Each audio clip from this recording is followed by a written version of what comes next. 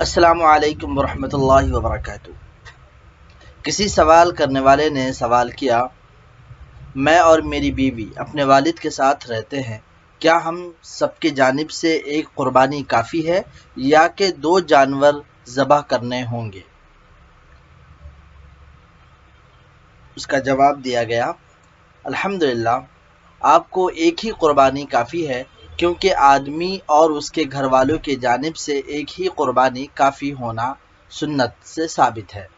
عطا بن یسار کہتے ہیں کہ میں نے ابو ایوب انصاری رضی اللہ عنہ سے دریافت کیا کہ رسول کریم صلی اللہ علیہ وسلم کے دور میں قربانی کس طرح ہوتی تھی، تو انہوں نے جواب دیا، آدمی اپنے اور اپنے گھر والوں کی جانب سے ایک بکری ذبح کرتا اور وہ خود بھی کھاتا اور دوسروں کو بھی کھلاتا۔ مستقل فتویٰ کمیٹی سے سوال کیا گیا، اگر میری بیوی میرے والد کے ساتھ ایک ہی گھر میں رہتی ہو تو کیا میرے اور میرے والدین کے لیے ایک ہی قربانی کافی ہوگی؟ کمیٹی کا جواب تھا،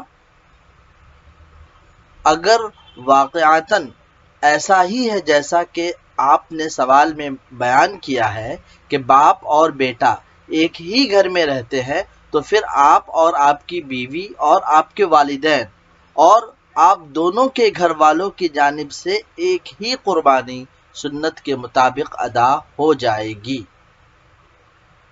واللہ اعلم۔ السلام علیکم ورحمۃ اللہ وبرکاتہ۔